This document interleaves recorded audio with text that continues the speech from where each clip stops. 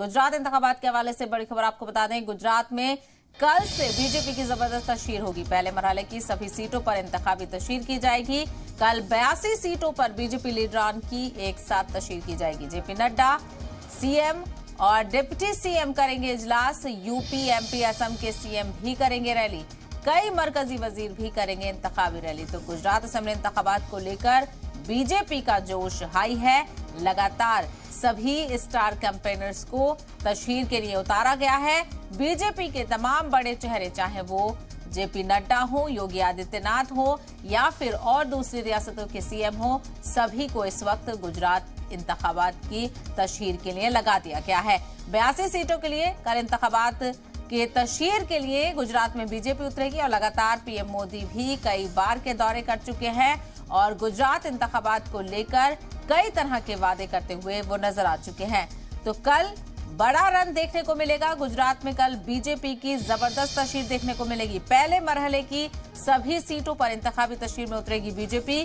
82 सीटों को लेकर बीजेपी के लीडरान वोट की अपील करते हुए नजर आएंगे। एक साथ तशहीर करेंगे JP Nadda, Yogi Adityanath, deputy CM UP के, एमपी के, असम के सीएम भी रैली करेंगे। कई मरकजी वजीर भी बीजेपी की जानिब से इंतखाबी रैली में शामिल होंगे।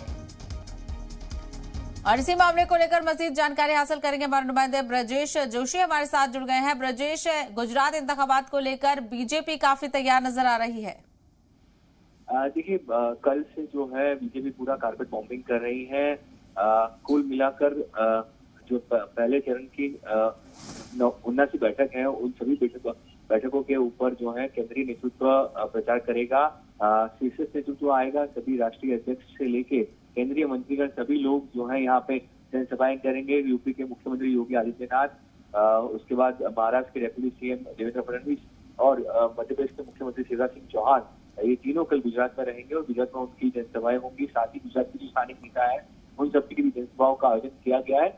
सभी की सभी 89 सीटों पर जो है ये चुनावी जनसभाएं होंगी और इसके साथ सभी सीटों के लिए सांसद और केंद्रीय नेतृत्व को यहाँ 3 दिन ठहरने के लिए कहा गया और वो भी बूथ स्तर पे जाएंगे और बूथ स्तर पे कार्यकर्ताओं से मिलेंगे और 3 दिन वहीं पे रुकेंगे और सबके साथ बातचीत करके बूथ को मजबूत करने के साथ बाकी राज्यों में जो दिक्कतें हो रही है, जहाँ डबल इंजन सरकार नहीं है, वो सारी बातें जो है वहाँ यहाँ लोगों से करेंगे। जी बिल्कुल। और साथ ही साथ ये जो स्टार कैंपेनर्स बीजेपी की जानिब से तशहीर करने के लिए उतरेंगे, किन किन इलाकों में बताया जा रहा है कि अहम रैली मुनक्किद होगी?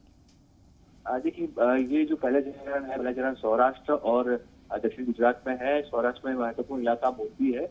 मोरबी जिले में जहाँ पे वो ब्रिज टूट गया था, उसी जिले के अंदर कल 3 मुख्यमंत्री रहेंगे। गुजरात के मुख्यमंत्री, उसके बाद मध्य प्रदेश के मुख्यमंत्री और उत्तर प्रदेश के मुख्यमंत्री, तीनों की जनसभाएं वहाँ हो रही है और सौराष्ट्र इलाके में सबसे ज्यादा जनसभाओं का आयोजन किया गया है और वो बीजेपी के लिए सबसे टफ जगह मानी जाती है, मुश्किल जगह मानी जाती है और वहीं पे बीजेपी पूरी तरह से अपनी ताकत झोंक रही है ताकि वहाँ पे सबसे अच्छा रिजल्ट ला पाए। जी बिल्कुल। और क्या ये भी उम्मीद की जा रही है कि बड़ी तादाद में बीजेपी की रैलियों में लोगों की भीड़ देखने मिलेगी?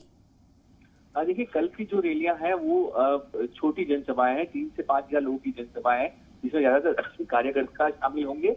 लोगों को बड़ी मात्रा में लाया जाएगा क्योंकि उसके बाद पीएम प्रधानमंत्री मोदी का 3 दिन का दौरा है और उनकी 8 जनसभाएं हैं और उसमें लोग बड़ी तादाद में मौजूद रहेंगे। तो कल की जो सभा है वो मर्यादित जनसभाएं, 3 से 5 हजार लोग जो है वो लिमिट वाली जनसभाएं, छोटी छोटी जनसभाएं जो है कल होने वाली है। बिल्कुल। जिस तरह से ब्रजेश आपने जिक्र किया मोरबी का, क्योंकि मोरबी में हाल ही में हमने देखा था कितना बड़ा हादसा हुआ था और जिस तरह से जो कैंडिडेट बीजेपी की जानिब से उतारे गए हैं उनके हक में भी कल वोट मांगते हुए नजर आएंगे ये सभी लोग।